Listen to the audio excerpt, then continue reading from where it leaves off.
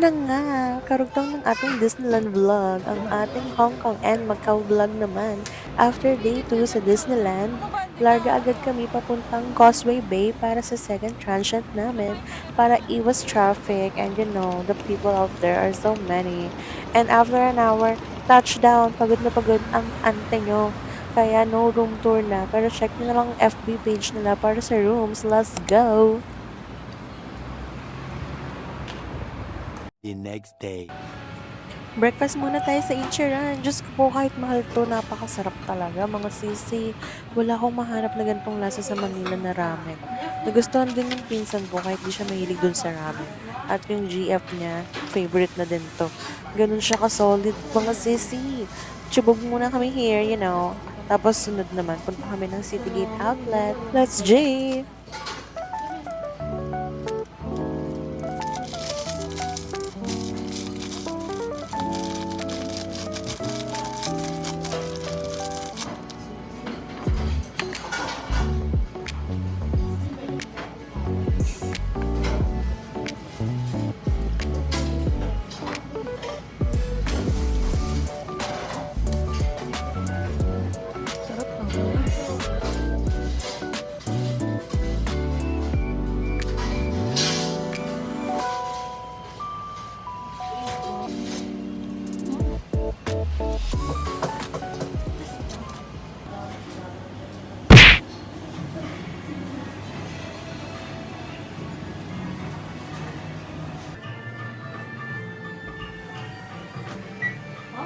Ganda na CR dito sa Ichiran. Ang tapos toilet. Ang init pagbuko.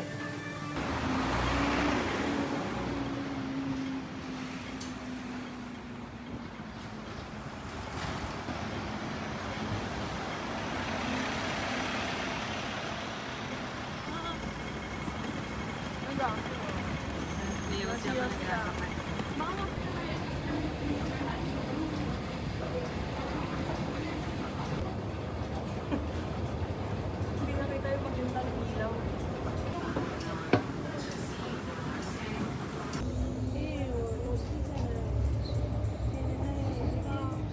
Double chin ka na po.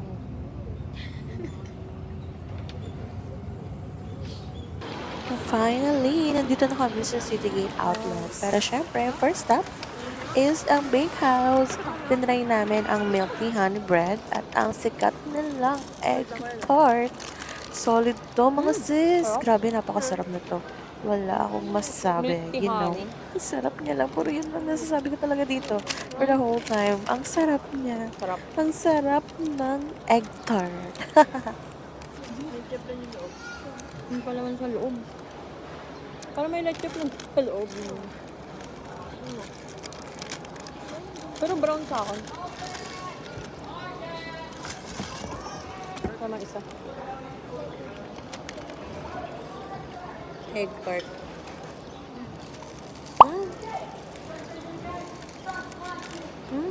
Ang kalat?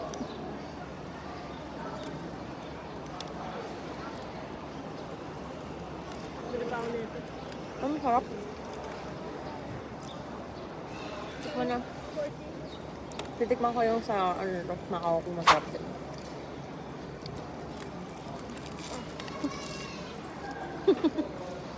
Hindi na. Sorry na agad, mga sis. Nakalimutan ko yung video yung biyahe pang Ngongping at Big Buddha. Bali, nagbus lang kami. Medyo matagal yung biyahe, pero syempre, doon tayo sa mas mura at makakatipid tayo. Di ba? Tipid hacks yarn. Big Buddha, Binongping Village.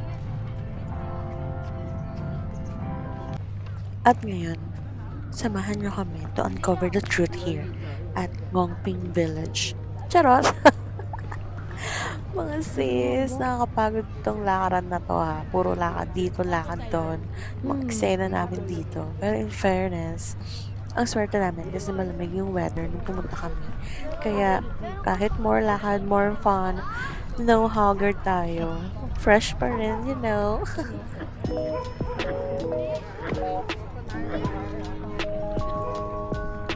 Ay, may mga aso. Ang ganda ng aso.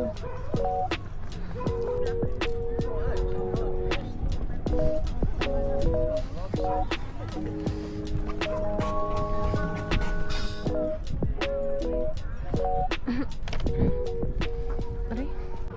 As you can see, mga sisi, hindi na kami makiit dun sa taas ng Big Buddha kasi nakakapagod to. So, tumambay na kami dito sa may baba.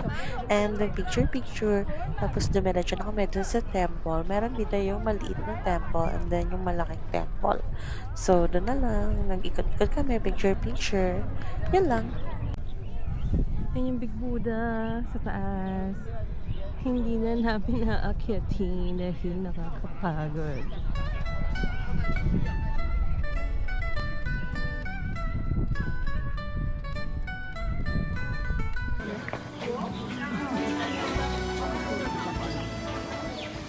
Hall of Great Hero, Grand Hall of 10,000 Buddhas. Wow! Ba, yan ang pasukin natin yan, Johnny. Pero alam ko bawal mag-video dyan sa loob. Alam ko bawal mag-video dyan sa loob. Kaya, dito na lang mag-video. Ano ka naman incense? So, itong ano. Grabe ah. Kasi yan, ito na ata yun. May 10,000 Buddhas.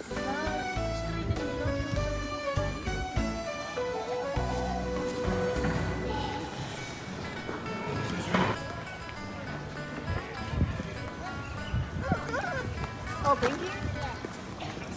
Alright. Walking Village. After sa Big Buddha, dito kami sa Ngongping Village. Ito talaga yung Ngongping Village. Ito yung maraming mga tindahan dito and kainan, ganyan, mga souvenir shop. And dito rin kayo sasakay ng Crystal Cabin kung nag-book kayo ng Saklok. And then, may CR din dito. Marami kang makikita dito. Baka may kakaiba dyan. But mahaba tong lakaran na to. And then, ayun na.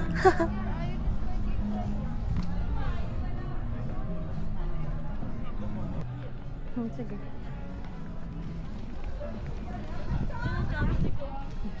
Galing nga no? Iba-ibang design ng chopstick. Yun siya. Buti nga, nakasarado yung mga bintana eh. So, ayun na nga mga sisi ko, nakasakay na tayo ng ating Crystal Cabin na nabook sa Klook. Pabalik na to ng City Gate Outlet. So, mga 30 minutes yung biyahe na to.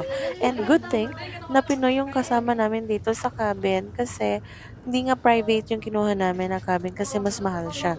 So, ang kinuha namin yung public lang na may pwede kang makasabay. And ma-maximize nila yung 6 na katao per cabin. So, 3 kami and nagpadagdag sila ng 3 pa na Pinoy din. So, mas maganda yun, di ba?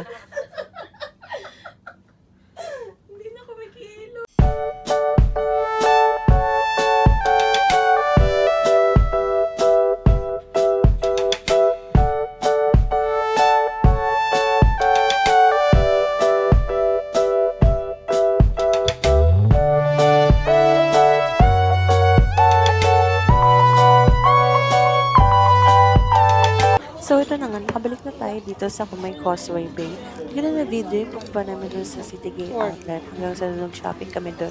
Kasi sobrang daming tao and nahihiya akong mag-vlog doon, mag-video. Syempre, for the privacy ng mga person, mga sisi ko, you know. Ngayon, kumakain kami dito sa may Cafe de Coral. Malapit lang to doon sa transient namin. Kaya, gusto na namin napiling kumain. And maraming servings, mura, compare sa ibang kainan. Kaya, you know, sulit na.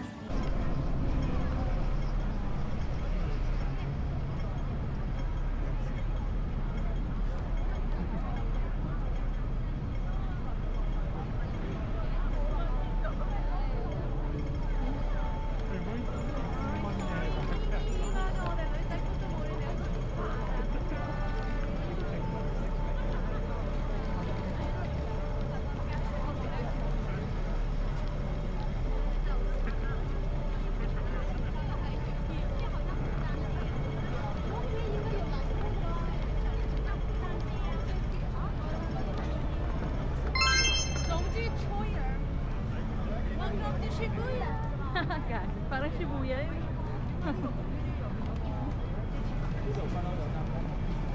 Parang sa Shibuya.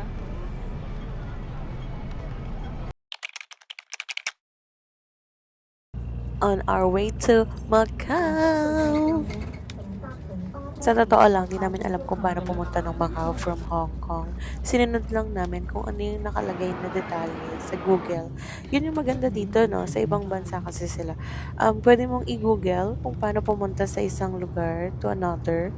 And lahat ng bus stop, bus number, train, lahat yun, nakadetalye yun sa Google Maps. Please don't get me wrong, mga sissy. Ganun din naman dito sa Pilipinas. Pero kasi sa ibang bansa, as in, naka-detailed talaga yung pagkakalagay ng bus number and yung arrival time na dun sa waiting shed, mga ganun. Tapos pati sa train, basta sobrang na-amaze talaga ako sa sobrang convenient and grabe yung transpo system dito sa ibang bansa. Ginawa na rin namin yun sa Taiwan eh. And ganun din sa kanila. O nga pala, dito sa Macau mga sis, pwede kang bumiyahin for free kasi yung mga bus na parang ano to eh, tourist bus ng mga hotels dito. Pwede kang sumakay kahit di ka naka-check-in dun sa hotel nila. Basta sakay ka lang. Kaso nga lang, may waiting time, you know. Kasi may oras din yung ano nila, bus. So, maghihintay ka. Pero libre, di ba? Tapos pwede ka din kumain dun sa mga casino. You know, basta nasa legal age ka. Kami tayo nakapasok kasi bata pa yung mga kasama ko eh. Below 21 na sila. Ang kailangan is above 21. Kailangan 22 above yon ang babasokin nila.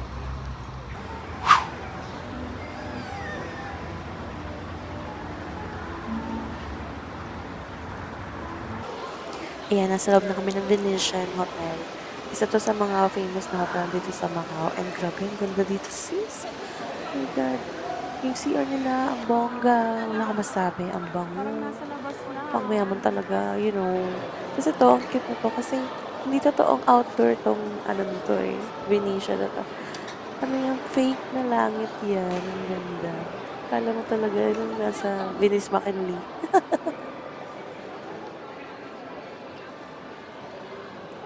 Ganda dito.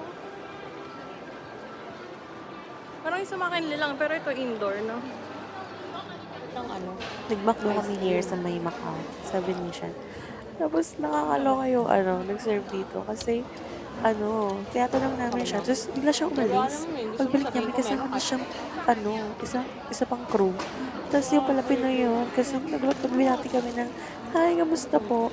Nakakaloka. Wala, natuwa lang kami. May nakilala kami. Nakakatuwa kasi. Finally, may nakaintindi rin sa amin. Kasi gusto lang naman namin itanong kung yung inclusion. Kasi hindi ko naman maintindihan talaga yung pag-order. Kasi yung pag-order nila, nasa big screen na lang din. So, di naman maintindihan. Kasi Chinese din. So, latas di namin alam kung saan yung option para magpalit ng English. Gano'n. Wow.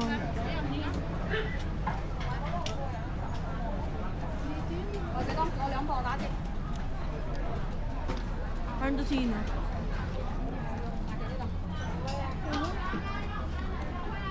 Ang kaiba yata eh.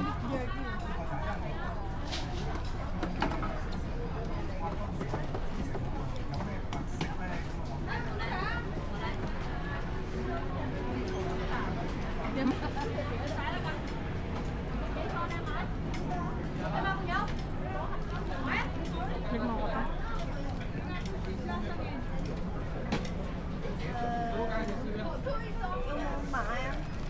Ang habi?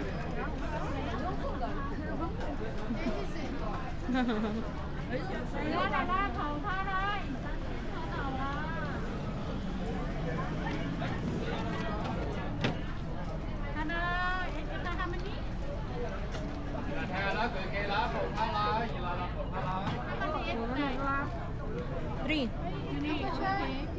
Meron.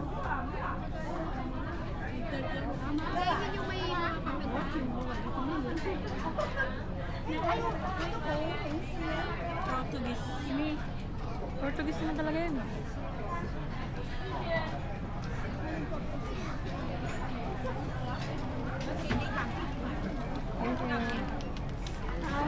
Ano? Pwede mo. Binili ko kayo. Uy, sampo mo. Bibili ako? Binili ko na kayo. Thank you. Ay, Piyong. Ha? Ha? Ito tayo sa gilid. Parang battery.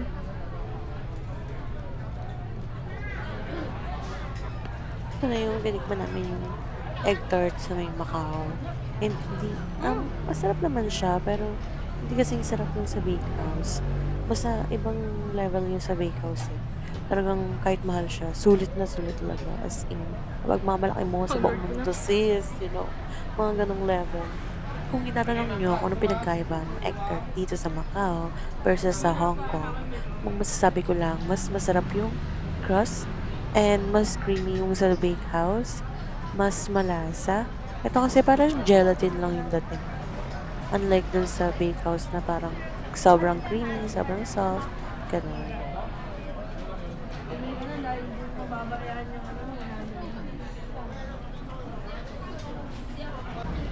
Ay na, nandito na tayo sa may Macau, yung The Ruins. Papunta na to sa may The Ruins eh. Ito yung sa may labas, maraming mga pa-free-taste, ganyan. Ano, ayun, ang daming tao dito. Tama nga yung isang Pinoy na nakasabay namin sa bus. Ang dami daw talaga ng tao sa may, The Ruins tuwing weekend. So, Sabado yata to, I think. Tapos, ang dami talaga ng tao, sis. Makapagod to.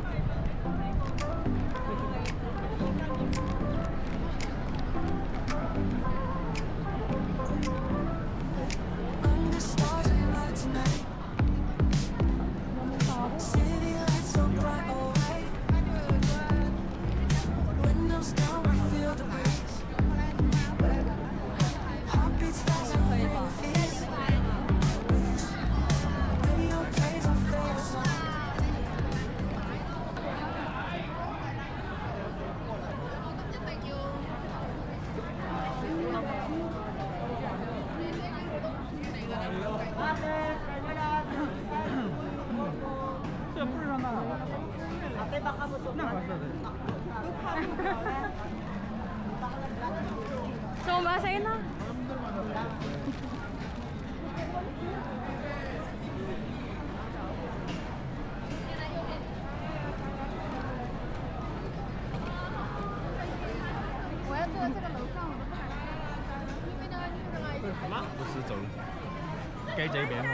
Nahiya pa ako kumuha ng free taste dito, mga sis. Kasi baka pilitin ako bumili. At eto na nga, dito na sa part na to, yung medyo sumisikip na mga sisi. Sobrang dami na ng tao dito and paakyat na po dun sa mismong The Ruins. And nahirap na rin kumuha ng mga freebies, you know, kasi ang sikip na nga, ang daming tao. Siksikan na talaga, as in.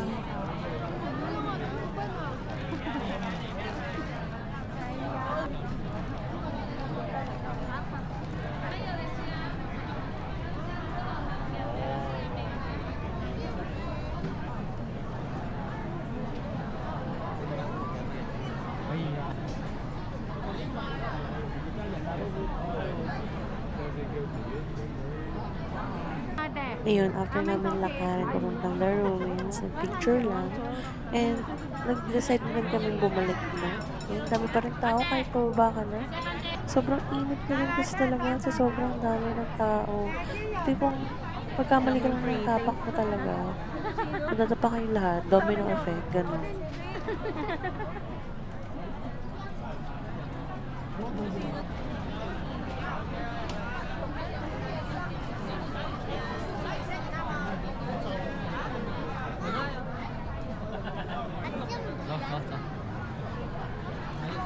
Sabay na tapa dito, tapa lahat. True, di ba? Kasi sobrang siksikan talaga. As in, hindi ko na nga makita kung ano nang itsura ng sapatos ko dyan.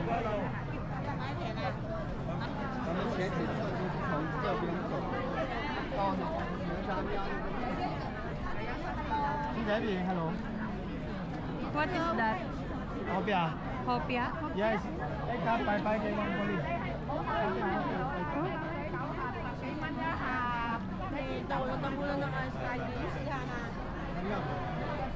Weird ng lasa ng hopia. Parang hindi siya hopia. Okay, Ewan may ko. wala. Diba siguro yung pagkagawa ng hopia sa Hong Kong or sa Macau versus dito sa Pilipinas.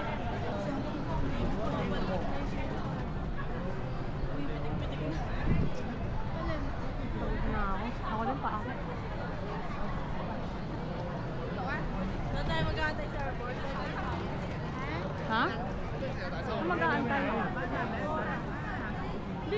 na tayo. Ayoko na. Ayoko na dito.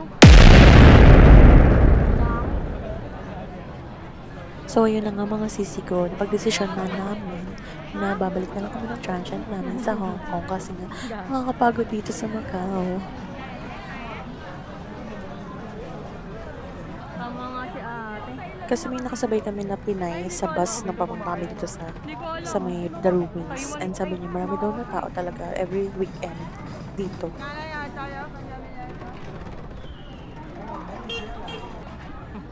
Oh, ayan. Pabudol yung pinsan ko dito sa Pion. Ang mahal ng ice cream. I love you. I love you. Oh!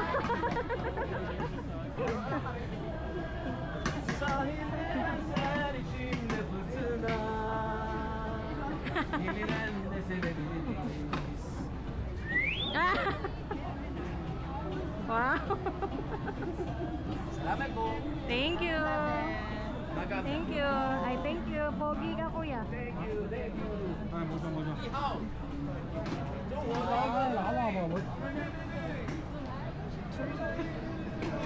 Dito, di ba? Largo de Senado.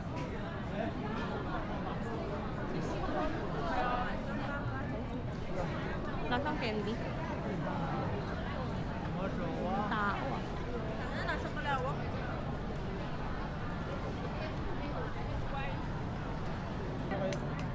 Oh, ma'am. Sige, sige, relax na po. Pasok kayo dito kayo. Sige, papasukin muna sila dito. Tagalog pala siya. Ma'am, pasok kayo ma'am. Sama niyo ako sa vlog. Hindi ba ako napapanood kay GM? JM? Monkey Show? Oo. O, diba? Siya pala yung napanood ko kay JM Bangki Show. Na vinlog ni JM na dito daw sila bumibili ng mga pasalubong kay Koya. Kaya nabudol tayo niyan, bumili tayo ng pasalubong dito. Ang dami pinag-team na ni Kuya sa akin. Diyos ko, na-overwhelm ako. Hindi ko na tuloy alam ko ano yung mga Ano pinagbibili yung ko. beef dyan? 3 months po yan bago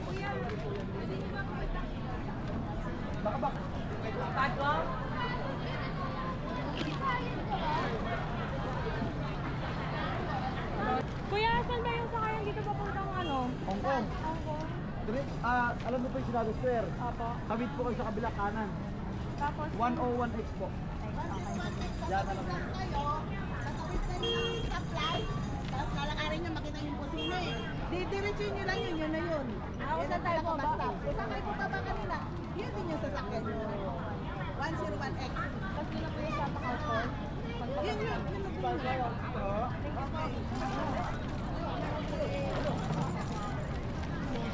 Alam niyo, ito lang yung maganda dito sa Hong Kong and Macau. Maraming lokal na Pinoy. So, pagka naliligaw ka, hindi mo alam kung saan ka pupunta, pwede ka magtanong sa kanila. Ang dami ba naman sa Pilipinas lang din dito. Hindi ko na na-video yung travel back namin puntang Hong Kong. And mga sisi, dito na kami sa Ching Cha Chuy. Ito yung Avenue of the Stars. And ang ganda dito. Pero ang dami din tao. Grabe. Weekend din to.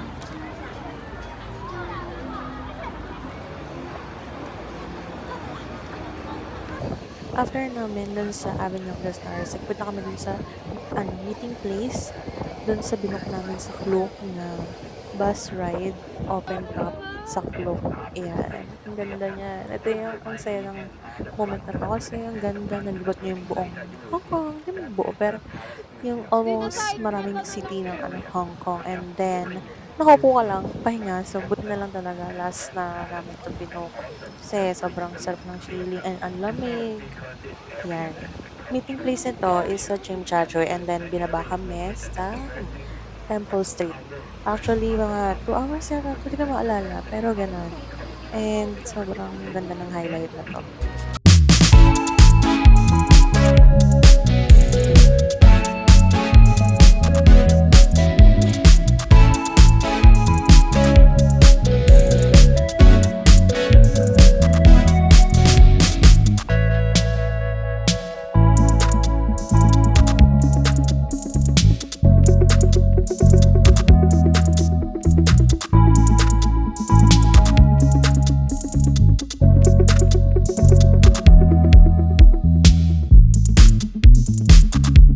Mga sis, ito yung montage ng bus tour. Watch nyo na lang.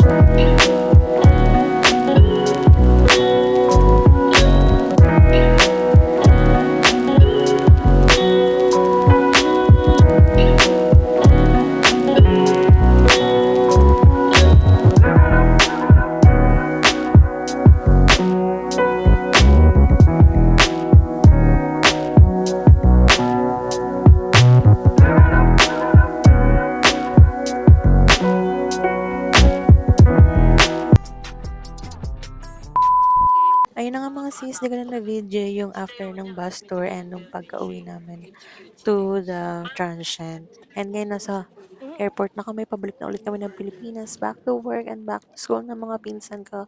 And you know what? Na-enjoy namin to, nakakapagod, yes, and ang gastos. But overall, it's a 7 out of 10. Especially yung Disneyland, grabe, sobrang ganda. And yun lang, kung may babalikan man ako dito, yes, yung Disneyland of course, and other spots na hindi pa namin napuntahan. Yun lang, see you on my next vlog mga sisi!